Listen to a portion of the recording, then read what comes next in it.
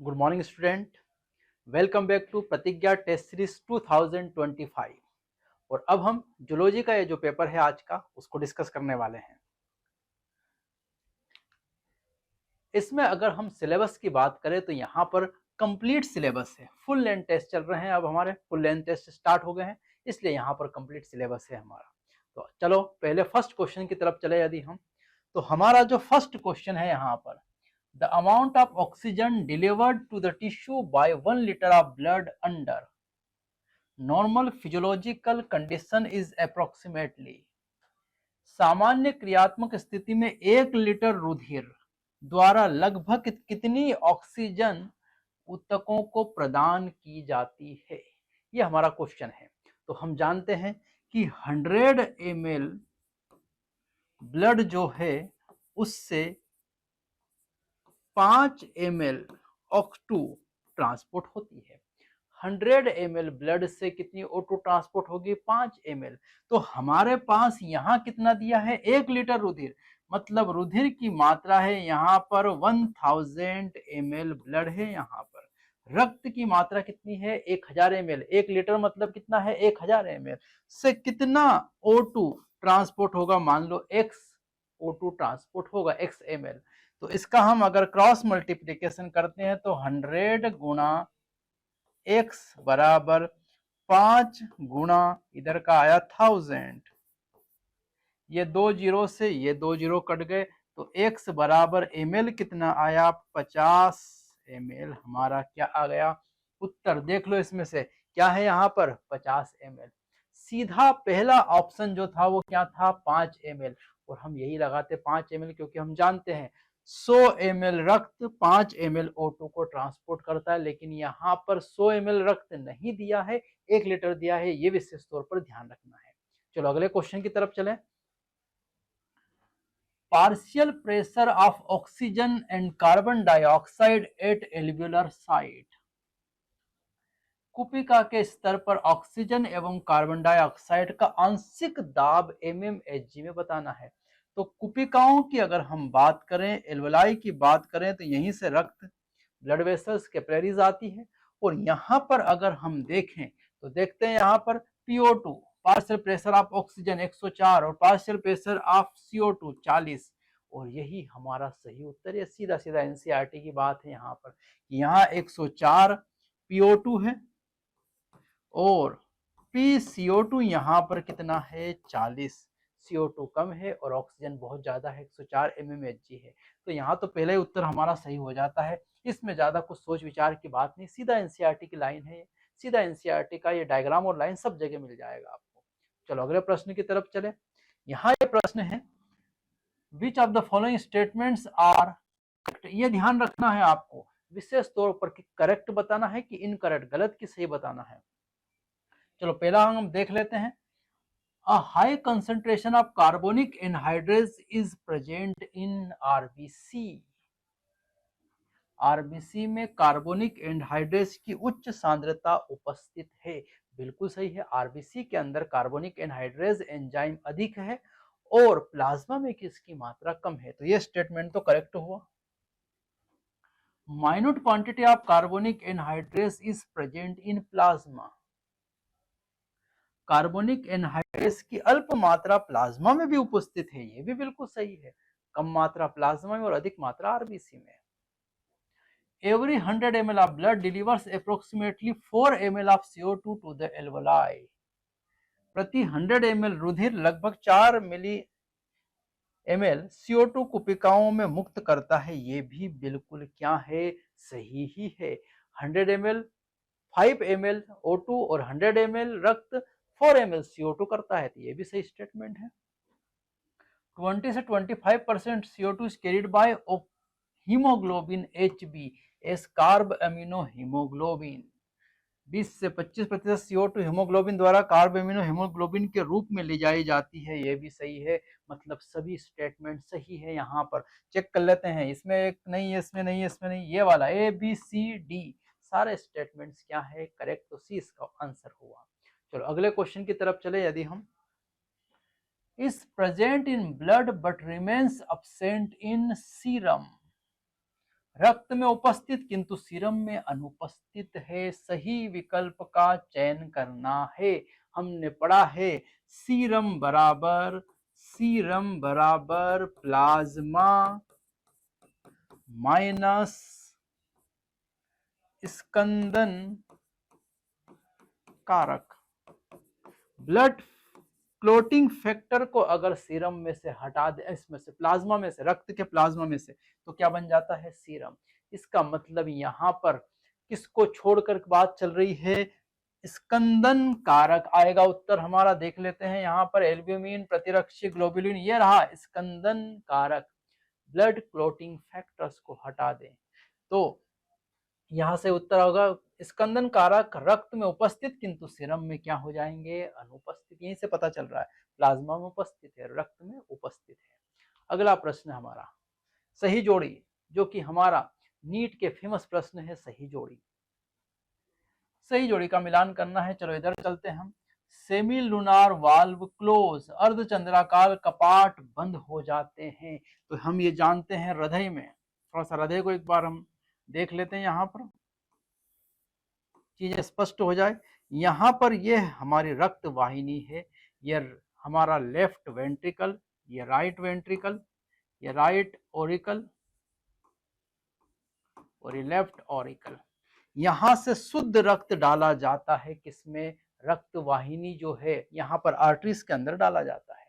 और जब इसका सेमिलुनार वाल्व जो लगा होता है वो यहीं पर लगा होता है। कौन सा वाल्व? Semilunar valve. और ये वाल्व तभी बंद होता है जब रिवर्स फ्लो ब्लड का रोकना हो, और ये तभी होगा जब वेंट्रिकल का क्या हो रहा हो? अनुशिथिलन, डायस्टोल। तो वेंट्रिकल या निलय का डायस्टोल देख लेते हैं इसमें।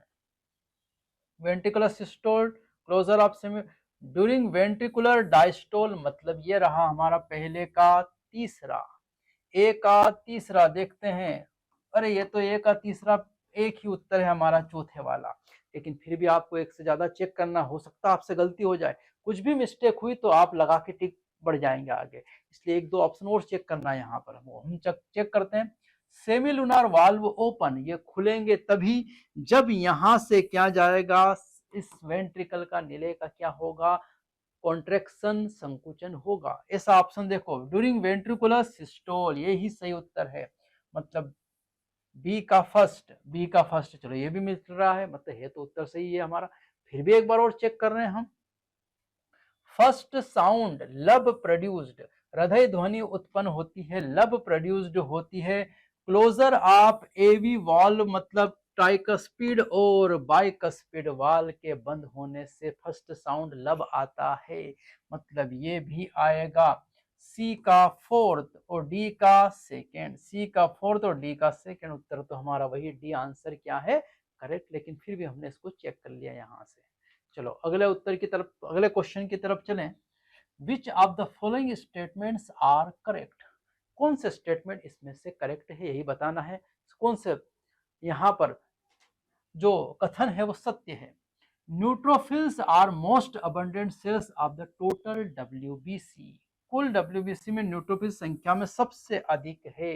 ये हम जानते ही हैं 70% डब्ल्यूबीसी है और वो सर्वाधिक है हमारी। दूसरा चलें, neutrophils resist infections and are associated with allergic reaction, neutrophil संक्रमण में प्रतिरोध और सुरक्षा प्रदान करते हुए एलर्जिक प्रतिक्रिया से संबंधित है। बिल्कुल गलत। न्यूट्रोफिल्स का काम तो भक्षण करना है, निगल जाती है ये काम गलत है। Basophil secrete histamine, serotonin, heparin and are involved in inflammatory response, बिल्कुल सही है। बेसोफिल हिस्टामाइन, सेरोटोनिन, हेपेरिन का स्त्राव करती, शोध प्रतिक्रियाओं में भाग लेती है। ये स्टेटमेंट क्या है? करेक्ट है। अगला, both B and T lymphocytes are responsible for immune response of the body, B और टी दोनों प्रकार की लिम्फोसाइट शरीर की प्रतिरक्षा अनुक्रिया के लिए उत्तरदायी है। बिल्कुल सही है, ये है ही सही, बी और टी लिम्फोसाइट्स। आखिरी स्टेटमेंट देखें हम। मोनोसाइट और eosinophils respectively 2-3%, 6-8% of total WBC.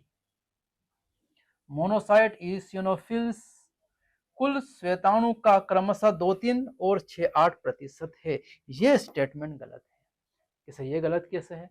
गलत ऐसे है कि ये 2-3% में यहाँ इयोसिनोफिल्स है और 6-8% में यहाँ मोनोसाइट है। इन्होंने क्रम बदल दिया है, बस इतनी सी मिस्टेक हो जाती कभी कभार। यहाँ क्या बदल देते हैं, क्रम, और क्रम बदलने से ये स्टेटमेंट गलत हो गया है।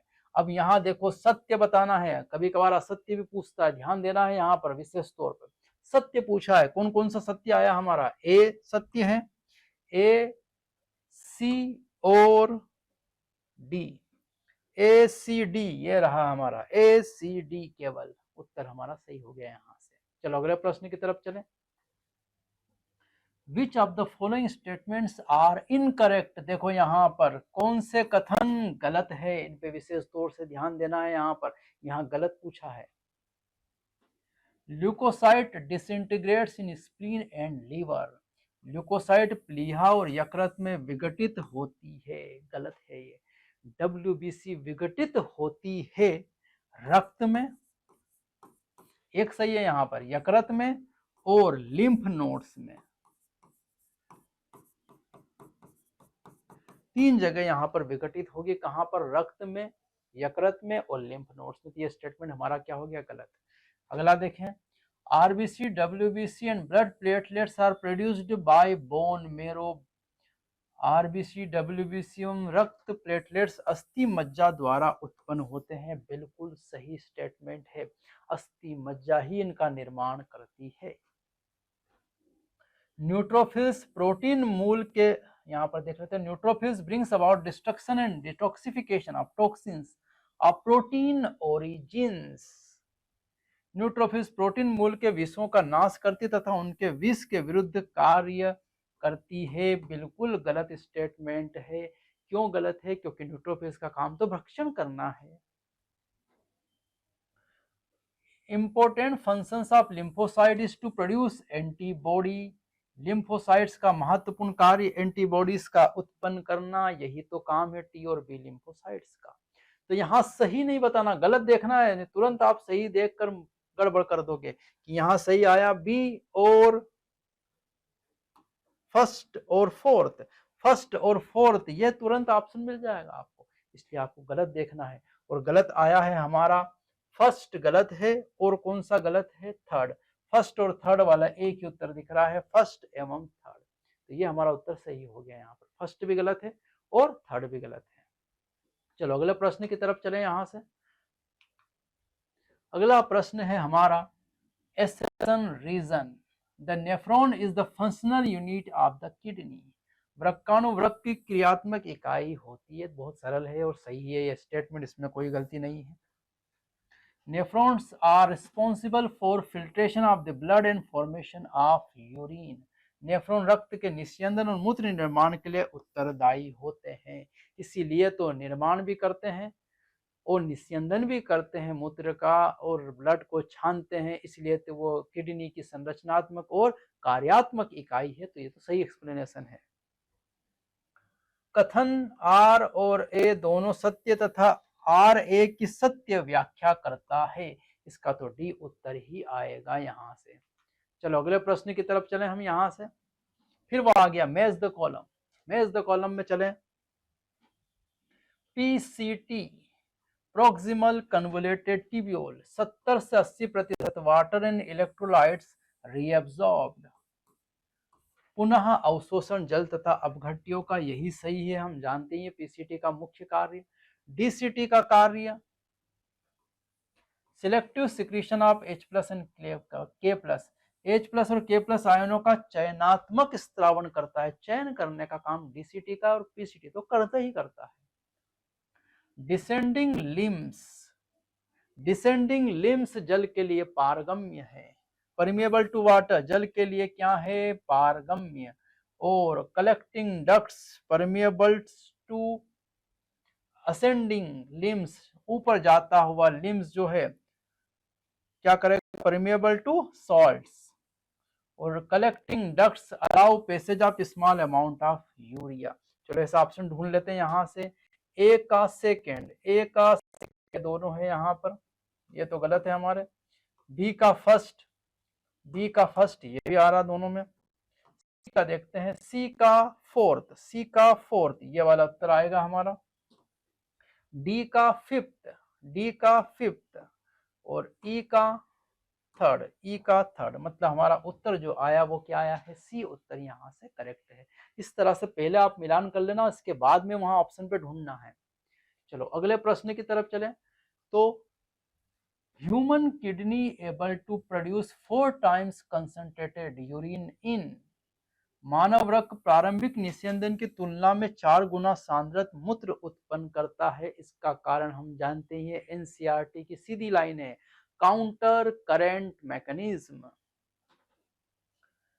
क्योंकि लंबा हेनले पास है, वासा रेक्टा है, प्रतिधारा प्रवाह क्रियाविधि है। कि सही इसका उत्तर तो सी आना चाहिए, लेकिन नहीं, एक और भी उत्तर है, उपरोक्त सभी, सभी की तरफ जाएंगे हम, क्योंकि काउंटर करंट मैकेनिज्म बनाने वाला हैंडल पास और वासा रेक्टा है, इसलिए इसको नजरअंदाज नहीं कर सकते। इन्हीं के कारण तो ये 4 टाइम्स ऐसा हो पाया है। काउंटर करंट मैकेनिज्म बनाने का काम ही ये दो लोग करते हैं, और all of the above answer है। अगर ये all of the above answer नहीं होता तो फिर सी आंसर क्या रहता है यहाँ पर, करेक्ट। ठीक है, पर अभी डी आंसर इसका क्या है, करेक्ट। अगला प्रश्न देख रहे हैं यहां से, फिर स्टेटमेंट है यहाँ पर, करेक्ट स्केलेटल मसल्स के संबंध में, यहाँ पर कंकाल पेशी के संदर्भ में सत्य कथन बताना है, करेक्ट स्टेटमेंट्स यहाँ पर बताना है आपको। चलो अगर करेक्ट स्टेटमेंट की तरफ चले यहां से, तो fascicles are held together by collagenous connective tissue layer called fascia. Fascicle संयुक्त रूप से कोलेजन संयोजी ऊतक जिसे फेसिया कहते हैं से घिरे रहते हैं। बिल्कुल सही है, मसल्स बंडल में ये छोटे छोटे बंडल्स हमने देखे, और इनके बीच में जो कनेक्टिव टिश्यू है उसी को क्या नाम दिया है, फेसिया। बिल्कुल सही स्टेटमेंट है। Sarcoplasmic reticulum muscles fibre is store house of potassium ion. पेशी तंतु सार्कोप्लाज्मिक रेटिकुलम पोटेशियम आयनों का भंडारण है, गलत है, वो कैल्शियम आयन का भंडारण है। तो ये स्टेटमेंट क्या हो जाएगा, गलत। एक्टिन तंतु, यहाँ चलते हैं, एक्टिन फिलामेंट्स आर थिनर, बिल्कुल से compare to the myosin filament, are commonly called thick and thin filaments respectively. Actin तंतु मायोसिन तंतु की तुलना में पतले होते हैं, बिल्कुल सही, जो क्रमशः सामान्यतः मोटे और पतले तंतु होते हैं, ये गलत है। सामान्यतः पतले और मोटे तंतु होते हैं, इनने क्रम बदल दिया है, तो अब ध्यान रखना है, क्रम बदल दिया है, गड़बड़ नहीं कर देना, गलत स्टेटमेंट है। दो अनुक्रमित झेड रेखाओं के बीच स्थित पेशी रेशक का भाग एक संयुक्त, यहां देख लेते हैं, the portion of myofibrils between two successive Z line is considered as functional unit of contraction called sarcomere. Z line दो के बीच में जो यहाँ पर लगे हुए हैं, दो अनुक्रमित झेड रेखाओं के बीच स्थित पेशी रेशक का भाग एक संकुचन की कार्यात्मक इकाई बनाता है, जिसे नाम दिया है सार्कोमियर। ये भी स्टेटमेंट क्या है, सत्य है। अब बताना क्या है, यहाँ देख लो, सत्य बताना है। इनमें से सत्य निकल के आया ए के बाद में निकल के आया डी, ए और डी, ए और डी, ये रहा हमारा ए और डी, उत्तर यहाँ पर क्या है, सही है। चलो चले आगे इसमें। अगला प्रश्न है हमारा, फिर वो मैच द कॉलम आ गया, सही जोड़ी, match the column. Cartilaginous joints, cartilage present होता है बिटवीन रिब्स एंड स्टर्नम, पसलियां और रोस्त के बीच में क्या है, कार्टिलेज वाला जॉइंट्स है। और बॉल एंड सॉकेट जॉइंट तो होता है फीमर और सोनी मेखला पेल्विक गिडल के बीच में, फीमर और ये तो शोल्डर का जॉइंट्स जो होते हैं, फीमर और पेल्विक गिडल, ये शोल्डर वाला जॉइंट्स नहीं, शोल्डर में बॉल एंड सॉकेट है, और हमारे इधर कमर वाले में भी बॉल एंड सॉकेट है, तो कमर वाला है। दूसरा है fibrous joint between flat bones of skull, अस्थियां, करोटी की अस्थियों के बीच में। सैडल जॉइंट दिखाया था अंगूठा हमने, between carpus and metacarpus of thumb. और ग्लाइडिंग जॉइंट बिटवीन कार्पल्स। तो यहाँ उत्तर हमारा आता है ए का सेकेंड, ए का सेकेंड, ये दो जगह आया। बी का हमारा यहां से उत्तर आया है फोर्थ, बी का फोर्थ, ये रहा। सी का यहां से बना है फर्स्ट, एक मिनट, सी का फर्स्ट, ये रहा एक और उत्तर हमारे पास, ए का सेकंड, बी का फोर्थ, सी का फर्स्ट और डी का थर्ड। डी का यहाँ गया थर्ड, ये बिल्कुल सही, डी का थर्ड, और ई का फिफ्थ। मतलब हमारा सही उत्तर हुआ है ए। ए हमारा क्या है यहाँ से करेक्ट आंसर। सिंपल क्वेश्चन था यहाँ पर, सीधा सीधा था।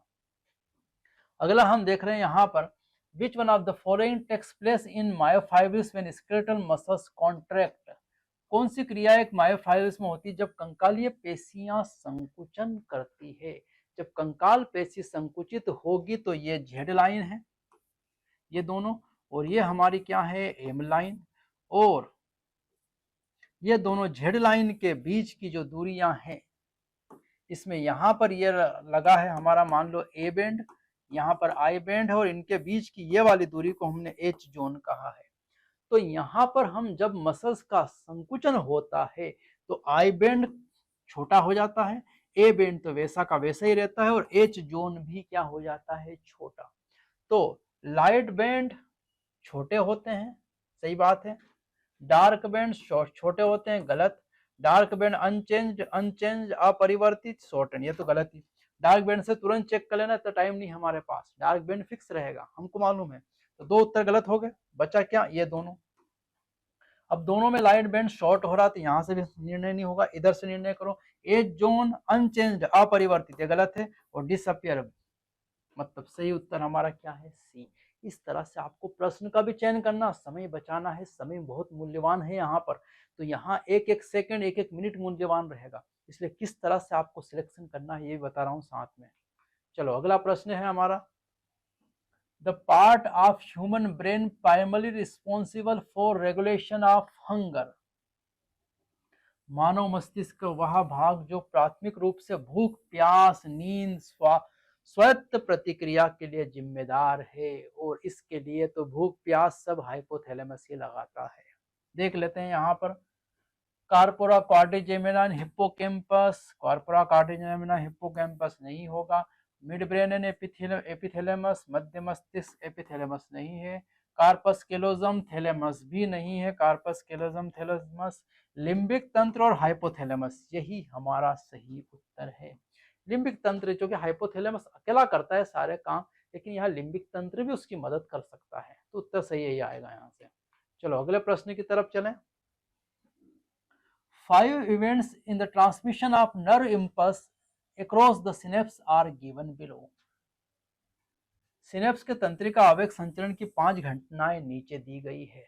तो चलो आवेग संचरण में थोड़ा सा अगर हम चलें, तो ये हमारा एक्सोन है, और ये एक्सोन का यहाँ पर टर्मिनल है यहाँ पर, और ये दूसरा यहाँ पोस्ट सिनेप्टिक मेम्ब्रेन, ये ग्राही लगे हैं रिसेप्टर, और यहाँ ये वेसिकल्स हैं जिनमें भरा हुआ है न्यूरोट्रांसमीटर। चलो इसी को ध्यान में रख के, चित्र आपके दिमाग में आना चाहिए, बनाना नहीं है वहां पर आपको। पढ़ते हैं, opening of specific ion channel allows the entry of ions and new action potential generated in the post synaptic neuron। मतलब ये इस पोस्ट सिनेप्टिक न्यूरॉन की बात कर रहा है, मतलब बाद की बात कर रहा है। मतलब ए आगे तो आएगा ही नहीं, ए को कहाँ लेना है हमको पीछे, इतना ध्यान रखना है। ए कहाँ आना चाहिए, ऐसे लिख भी लेना, जोड़ी जमा लेना, उस जोड़ी से नहीं, अपनी जोड़ी अलग बनाना है। यहाँ पर ए लिख दिया हमने पीछे की तरफ। विशिष्ट आयन चैनलों के खुलने से आयन का प्रवेश, पश्च सिनेप्टिक न्यूरॉन में एक नया क्रिया विभव उत्पन्न होना। इसे आपको अरेंज करके बताना है, वहां सीधा कुछ करने जाने की जरूरत नहीं है आपको। चलो दूसरा है, neurotransmitter binds to the receptor on post synaptic membrane. तो पोस्ट सिनेप्टिक मेम्ब्रेन से जब न्यूरोट्रांसमीटर बाइंड होगा तभी तो आयन चैनल खुलेगा, मतलब ए के पहले आएगा कौन, बी। बी आ गया ए के पहले। पश्च सिनेप्टिक झिल्ली पर न्यूरोट्रांसमीटर ग्राही से जुड़ना। Synaptic vesicle fuse with the pre synaptic membrane, neurotransmitter release into synaptic cleft. तो सिनेप्टिक क्लेफ्ट में रिलीज होगा तभी तो इससे आके जुड़ेगा। इसका मतलब बी से पहले क्या आएगा, सी। बी से पहले सी रखो। सिनेप्टिक पुटिकाओं का पूर्व सिनेप्टिक झिल्ली के साथ जुड़ना, सिनेप्टिक दरार में न्यूरोट्रांसमीटर का मुक्त होना। चलो इसके बाद अगला, depolarisation of pre synaptic membrane, पूर्व सिनेप्टिक झिल्ली का विध्रुवीकरण। इसका मतलब यहां से ये रिलीज होगा तभी जाकर ये प्री सिनेप्टिक मेम्ब्रेन का पहले विध्रुवीकरण होगा तभी यह न्यूरोट्रांसमीटर रिलीज होगा। इसका मतलब है कि इससे पहले डी भी आना चाहिए। अगला देख लेते हैं, arrival of action potential at axon terminal, क्रिया विभव का एक्सोन टर्मिनल तक पहुंचना। एक्सोन टर्मिनल तक क्रिया विभव पहुंचेगा तभी जाकर तो ये काम शुरू होगा। मतलब सबसे पहले तो आना चाहिए ई, क्योंकि क्रिया विभव ई पर पहुंचेगा, मतलब एक्सोन के टर्मिनल पर पहुंचेगा।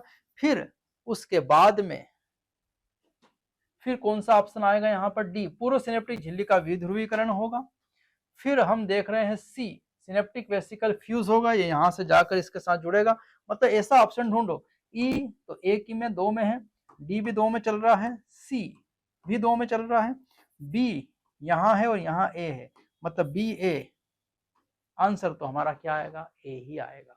इससे आपको वहां से अपनी पहले फ्रेमवर्क करना है, ऐसे फ्रेम बनाना है अपनी और उसके अकॉर्डिंग मैच करना है वहां पर। ये तीन प्रश्नों में बहुत गड़बड़ कर देते तो हो, ऑप्शन बहुत इधर उधर होते हैं। चलो अगला प्रश्न है हमारा, association areas are not associated with, सहभागी क्षेत्र संबंधित नहीं है पूछा है मत लगा देना तो गड़बड़ कर दोगे। इंटरसेंसरी एरियाज, अंतरा संवेदी सहभागिता बिल्कुल सही है। स्मरण मेमोरी बिल्कुल सही है। मनोभावना एवं लैंगिक व्यवहार नहीं है। कम्युनिकेशन है। तो इनने पूछा है नहीं है और नहीं है वाला एक ही उत्तर है हमारा सी, तो सी इसका सही उत्तर होगा। नहीं को ध्यान में रखना, नहीं गड़बड़ कर दोगे तुम। चलो अगला प्रश्न है, select the incorrect statement regarding neurons, incorrect गलत, न्यूरॉन के बारे में गलत कथन का चयन करें। ऐसे टिक भी मारना है प्रश्न में गलत पर, तभी आप बता पाओगे कि गलत बताना है कि सही बताना है, नहीं गड़बड़ करोगे वहां पर। न्यूरॉन्स उद्दीपन, neurons are excitable cells because their membranes are in a polarized state. Neurons उद्दीपनशील कोशिकाएं क्योंकि उनकी झिल्ली ध्रुवीय अवस्था में रहती है, बिल्कुल सही है। तभी तो पोलराइज्ड होगी, तभी जाकर तो वहां पर स्टिमुलस आवेग आगे बढ़ पाएगा। Neurons is a microscopic structure, neuron एक सूक्ष्मदर्शी संरचना है, बिल्कुल आंखों से देख पाना संभव नहीं है। The axon transmit nerve impulses towards the cell body, तंत्रिकाक्ष तंत्रिकी आवेगों को कोशिका काय की तरफ पहुंचाते हैं। ये स्टेटमेंट गलत है। तंत्रिका आवेग जो है ये सेल बॉडी से दूर ले जाते हैं, सेल बॉडी की तरफ नहीं लाते हैं। Axon transmitter impulse towards the cell body नहीं है, away from the cell body है। एक्सोन अवे करते हैं और dendrites towards the cell body, ये स्टेटमेंट गलत है यहाँ। Neurons with cell body and with one axon only called unipolar, एक कोशिकाएं तथा केवल एक ही तंत्रिकाक्ष वाले न्यूरॉन्स को एक ध्रुवीय कहते हैं, ये बिल्कुल सही है। इसमें एक सेल बॉडी है और एक एक्सोन है, डेंड्राइट्स नहीं है।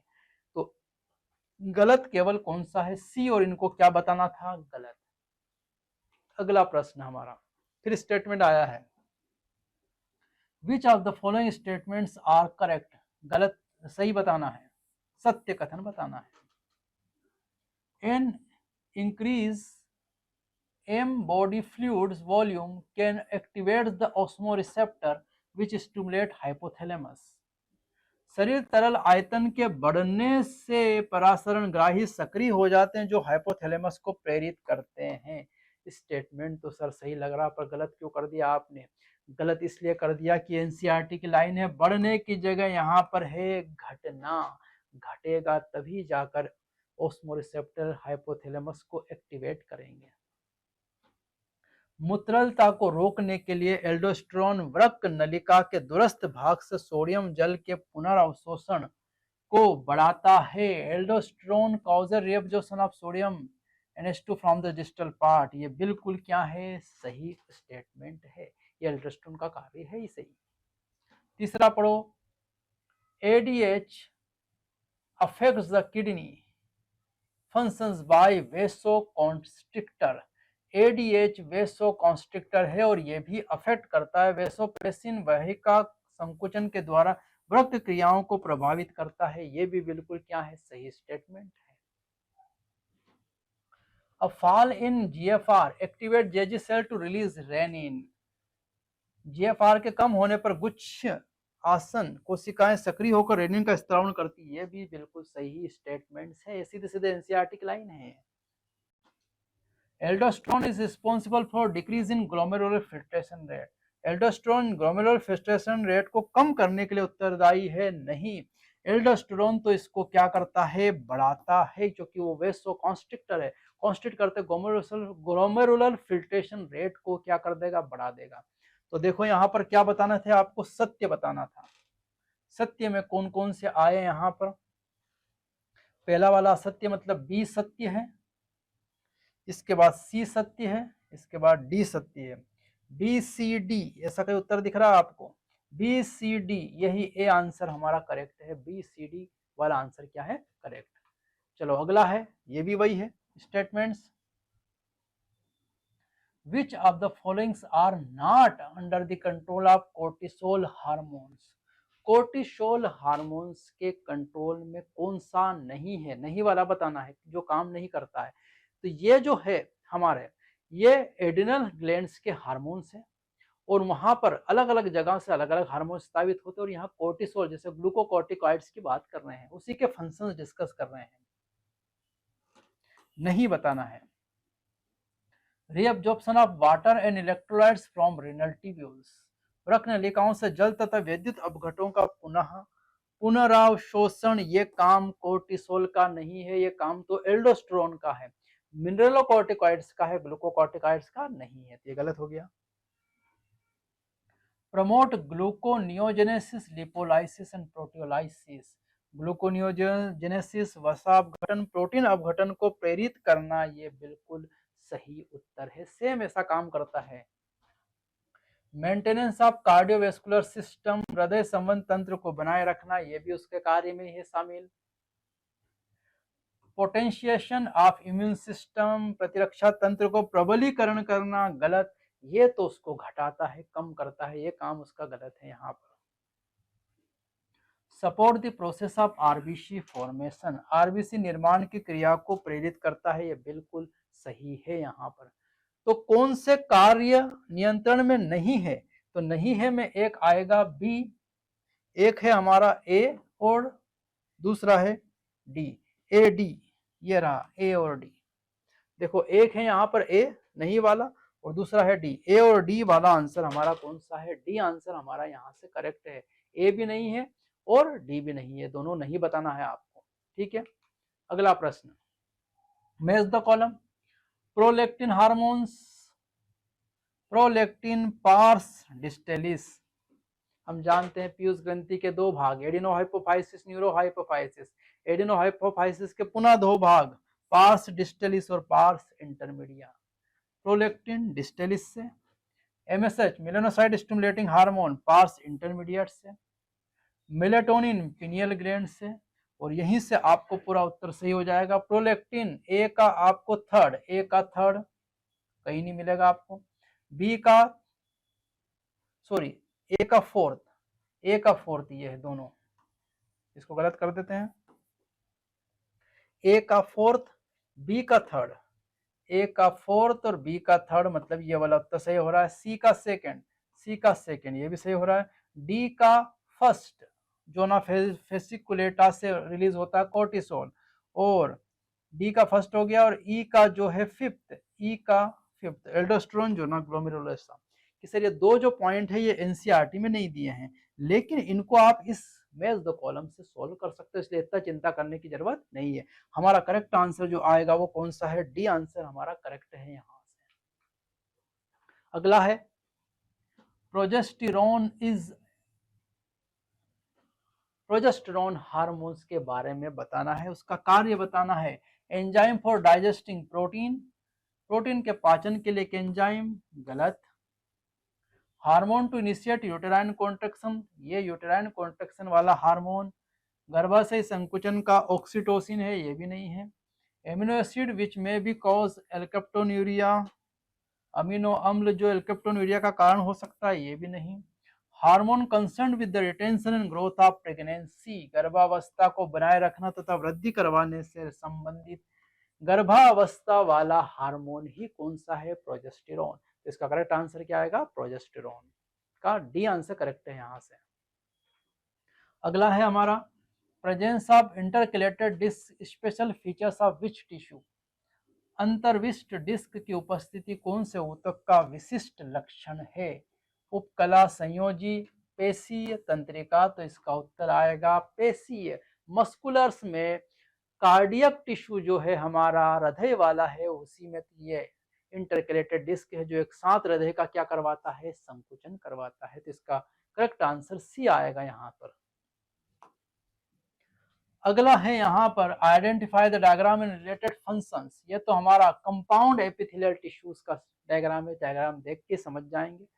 तो सिंपल सरल तो है ही नहीं, संयुक्त उपकला है सुरक्षा और विसरण। तो संयुक्त उपकला का लिमिटेड फंक्शन है विसरण और मुख्य कार्य है सुरक्षा, मतलब सी आंसर यहाँ से क्या रहेगा? करेक्ट। सी आंसर यहाँ से क्या आएगा? करेक्ट। चलो नेक्स्ट क्वेश्चन जो है हमारा, Which of the following part is common passage for urine, gametes and undigested food?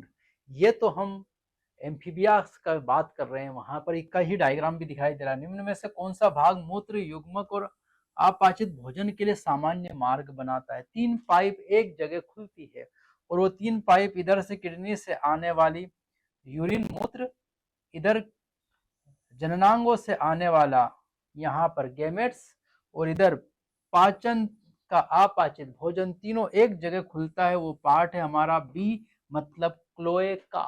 और क्लोएका यहाँ पर कहाँ दिखाई दे रहा है? बी, मतलब ये वाला आंसर हमारा क्या है? करेक्ट बी, क्योंकि इसी पार्ट पर क्या है? क्लोएका यहाँ प्रेजेंट है इस डायग्राम में।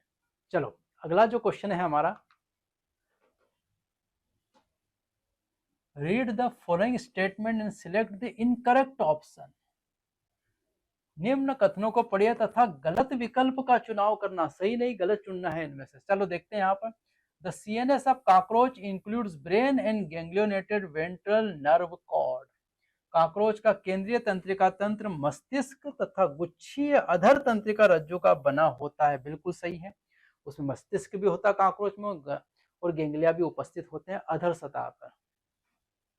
श्वास छिद्र spiracles helps in excretion of uric acid. ये तो पूरी तरह से गलत है। श्वास छिद्र यूरिक अम्ल के उत्सर्जन में सहायक होते हैं, ये गलत है। स्पाइरकल्स तो श्वसन में भाग लेते हैं, O2 CO2 का आदान प्रदान में भाग लेते हैं। Blood from sinuses इंटर्स in the heart chambers through ostia. रक्त रुधिर गुहा से आस्य द्वारा हृदय कक्षों में प्रवेश करता है। बिल्कुल सही है, हृदय में एक छिद्र है आस्टिया, उसी के माध्यम से हृदय में रक्त प्रवेश करता है। In female cockroach one pair of ovary lying laterally in 2 to 6 abdominal segments. मादा कॉकरोच में एक जोड़ी अंडा से उदर के 2 से 6वें खंड के पार्श्व स्थित होते हैं। उदर खंड में पार्श्व दिशा में मादा में 2 से 6वें खंड तक एक जोड़ी अंडा से होते हैं। ये स्टेटमेंट भी क्या है? सही। और बताना क्या है? गलत। तो गलत तो एक ही मिला हमारा बी, इसलिए बी क्या होगा यहाँ पर? Correct answer. चलो अगला क्वेश्चन हम यहाँ से देखें, select the correct statement with reference to non chordates. Non chordate के संदर्भ में सही कथन का चयन करें। सही कथन का चयन करना है किसके संदर्भ में? Non chordates. तो कार्डेट्स और नॉन कार्डेट्स के बीच में हम अंतर देखते हैं टेबल में, वही टेबल यहाँ दिखाई दे रही है। Presence of ventral hollow and double nerve cord. आधारीय खोखली और दोहरी तंत्रिका रज्जु की उपस्थिति, ये गलत है। दोहरी भी है, आधारी भी है, लेकिन खोखली नहीं है, ठोस है यहाँ पर, इसलिए ये वाला स्टेटमेंट गलत है। दूसरा, प्रेजेंस ऑफ डोर्सल हार्ट, पृष्ठीय हृदय की उपस्थिति, ये सही है। हमारे इसमें अधर पे और नॉन कार्डेट्स में पृष्ठ सतह पर है, बिल्कुल सही है। गिल स्लिट्स आर अब्सेंट, क्लोम छिद्र अनुपस्थित होते हैं, ये भी सही है। क्लोम छिद्र कार्डेट्स का लक्षण है। अ पोस्टेनल टेल इज प्रेजेंट, एक पश्च गुदीय पूंछ उपस्थित होती है, गलत। पूंछ पोस्टेनल टेल कार्डेट्स का लक्षण है।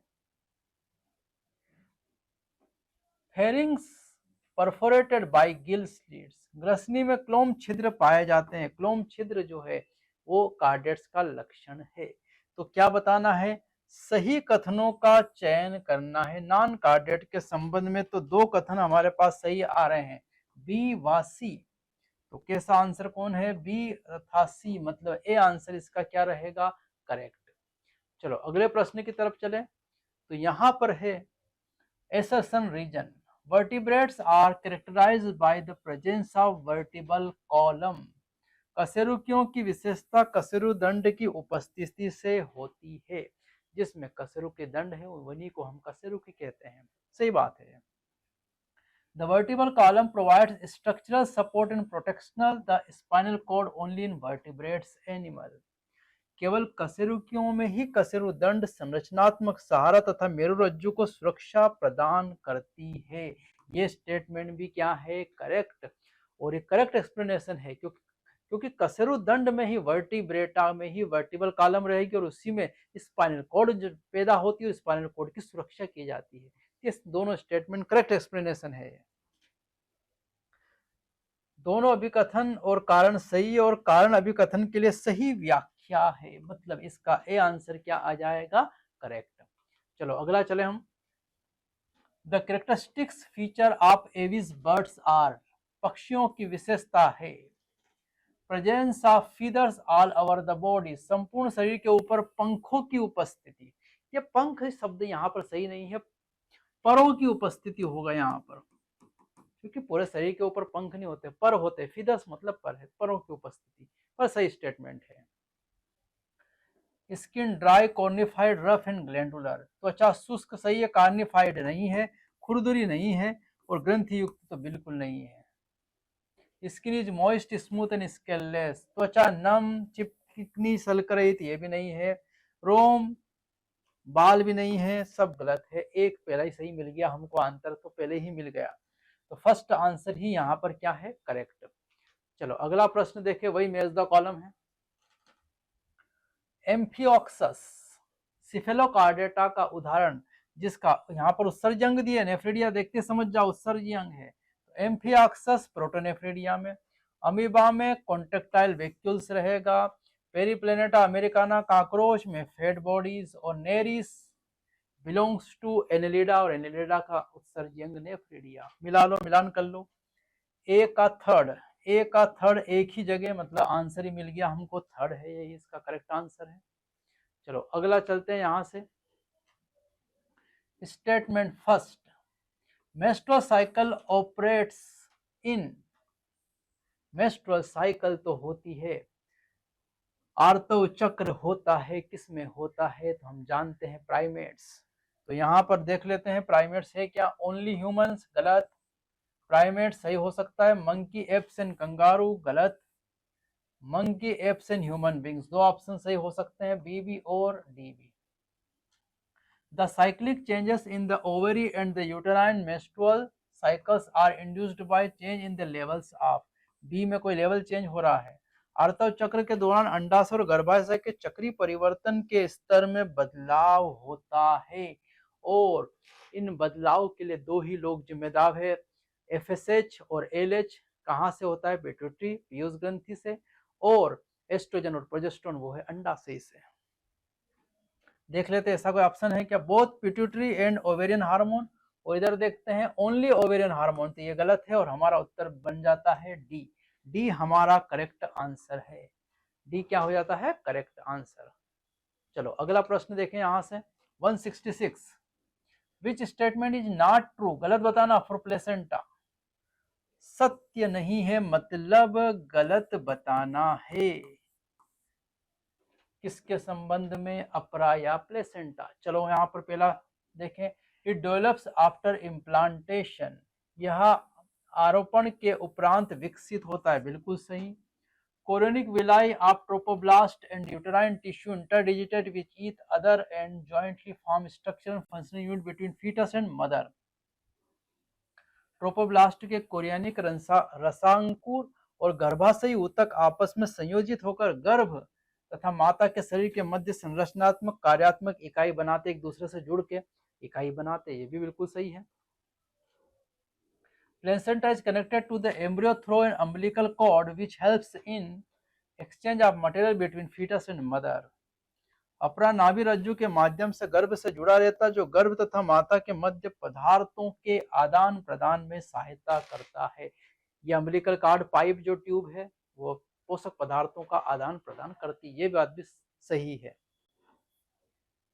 अपरा एक अंतःस्रावी ग्रंथि के रूप में कार्य करता तथा एचसीजी, एचपीएल, प्रोजेस्टेरोन एवं कार्टिसोल का स्त्रावण करता है, ये बिल्कुल गलत है। कार्टिसोल नहीं आएगा, एस्ट्रोजन आता तो सही होता।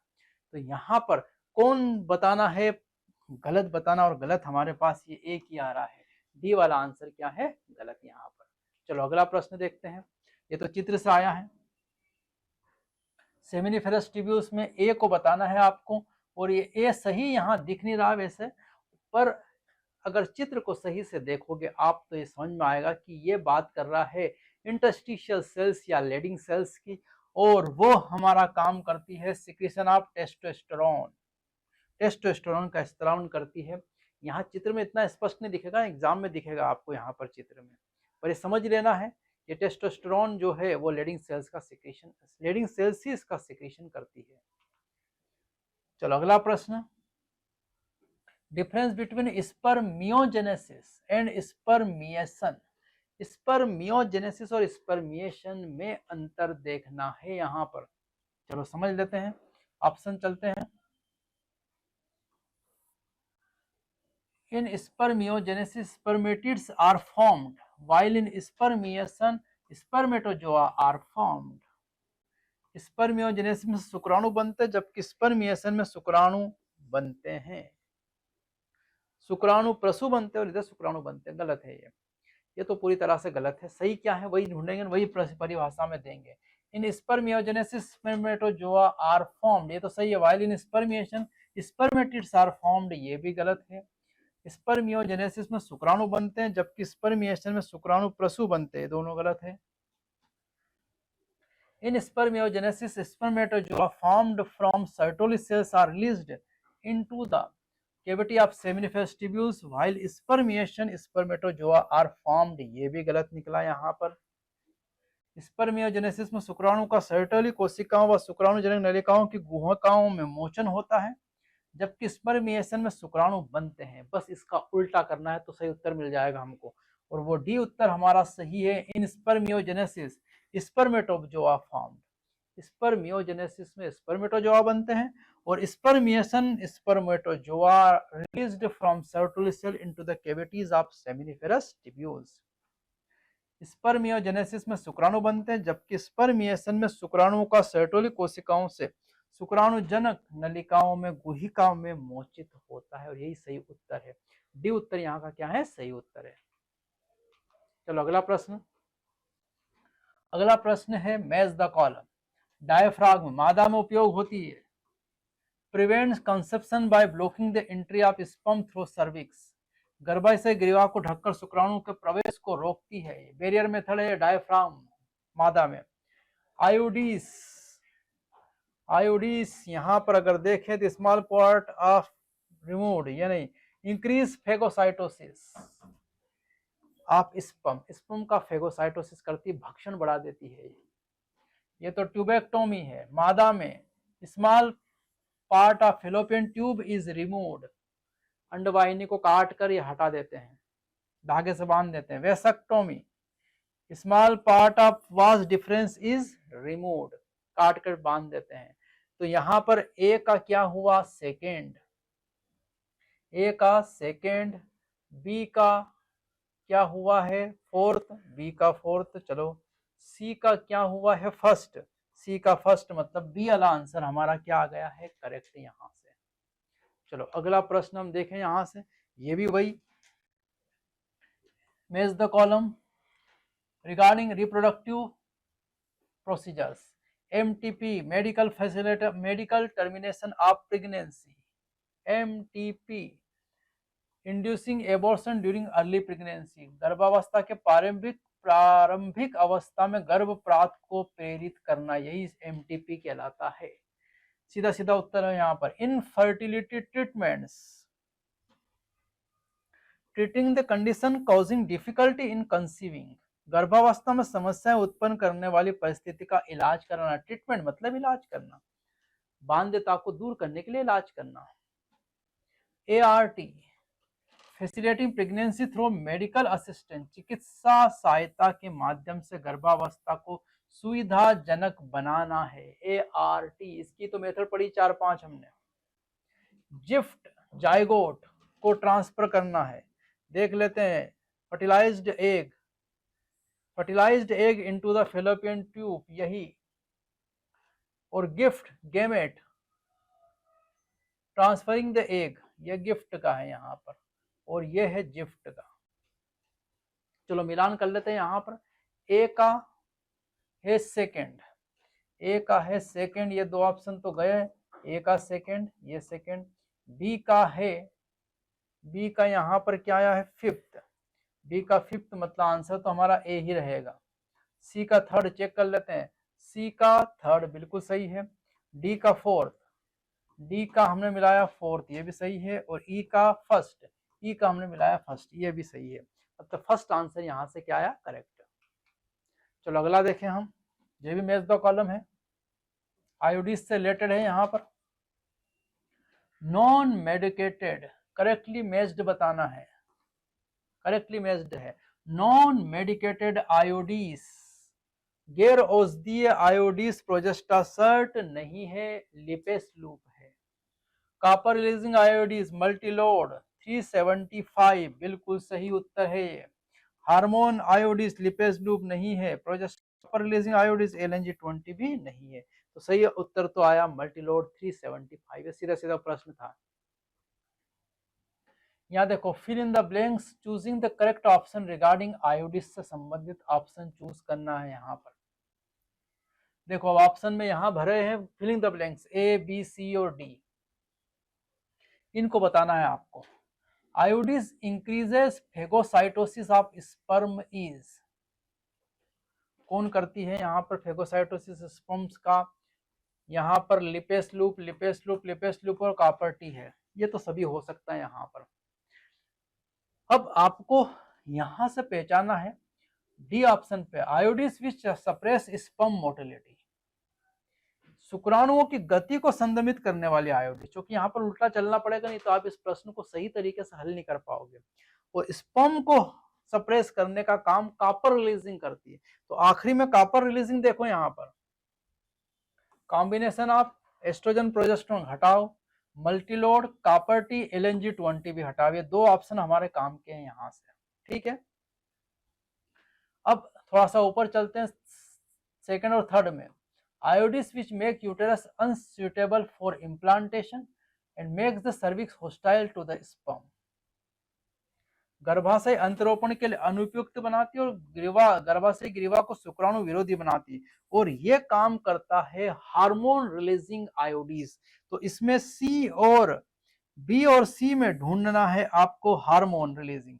दो ऑप्शन है हमारे पास, LNG20 hormone, progestasert hormone, copper T copper releasing और LNG20 हार्मोन रिलीजिंग, मतलब ये ऑप्शन नहीं हो सकता, मतलब आंसर हमारा करेक्ट आ जाएगा सी।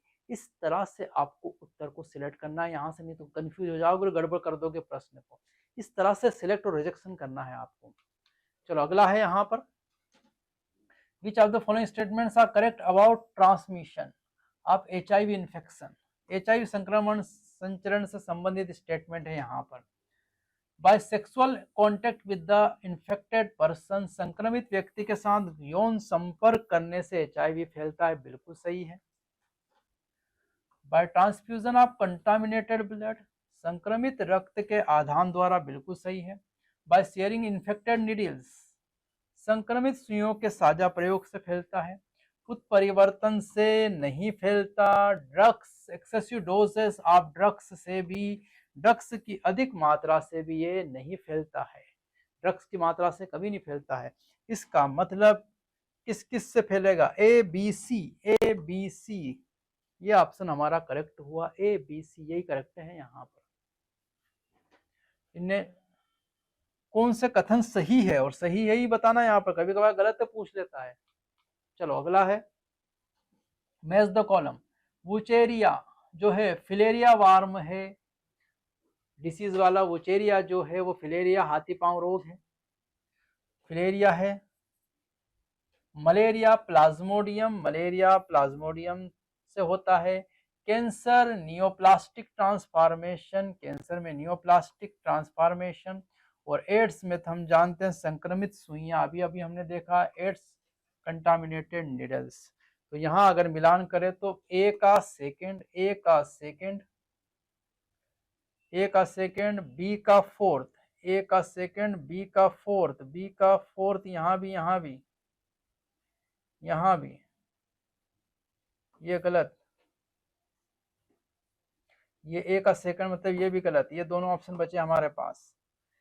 सी का फर्स्ट, यहाँ सी का फर्स्ट है, मतलब सी आंसर करेक्ट है। डी का थर्ड, मतलब हमारा सी आंसर यहाँ से क्या आया है, करेक्ट। ऐसे मैच द कॉलम करना है आपको सॉल्व। नेक्स्ट देखिए, अगर हम फिर मैच द कॉलम आया, acid in the stomach, tear from the eyes. ये है आमाशय में अम्ल और आंखों में आंसू, यह है फिजियोलॉजिकल बैरियर, कार्य की रोध है, यह फिजियोलॉजिकल बैरियर है। ये प्रतिरक्षी एंटीबॉडी, तरल इम्यूनिटी का, एंटीबॉडी पर आधारित है तरल इम्यूनिटी। टी लिम्फोसाइट्स, लसिकाणु कोशिकीय प्रतिरक्षा को प्रदान करते, और श्लेष्मा है वो शारीरिक रोध है, फिजिकल बैरियर है श्लेष्मा और त्वचा। तो ये तो सीधा सीधा वही से प्रश्न आया है मैच द कॉलम में। चलो मिलान कर लेते हैं। ए का फोर्थ हटाओ इसको, बी का थर्ड, बी का फर्स्ट हटाओ, बी का सेकंड हटाओ, बी का थर्ड। तो ये हमारा डी वाला उत्तर हमारा है, ये उत्तर ही हमारा डी वाला आंसर मिल गया हमको। बाकी आप मिलान करेंगे तो वही आएगा यहाँ पर, सी का फर्स्ट और डी का सेकंड, ये उत्तर आ गया। इस तरह से मिलान करना है। चलो अगला प्रश्न फिर मैच द कॉलम है। Allergens, match the column with column second, choose the correct combination. Allergens जो है वो पराग कण हमारे क्या है, एलर्जेंस सीधा सीधा यहाँ पर। मास्ट कोशिकाएं सिक्रेट करती है स्टामाइन, सेरोटोनिन। स्व प्रतिरक्षा रोग है रूमेटॉइड आर्थराइटिस, और आईजीई एंटीबॉडी क्या है, एक एलर्जी में स्त्रावित होता है। सरल प्रश्न था बहुत ही। तो ए का थर्ड एक ही जगह है यहाँ पर, बी का फर्स्ट, सी का सेकेंड और डी का फोर्थ। ये हमारा उत्तर हो गया ए यहाँ से। नेक्स्ट प्रश्न है, in embryonic stages general characters appear firstly and specialised characters appear later, this statement states. भ्रूणीय अवस्था के दौरान, भ्रूणीय अवस्था में सामान्य लक्षण पहले प्रकट होते हैं और विशिष्ट लक्षण बाद में प्रकट होते हैं।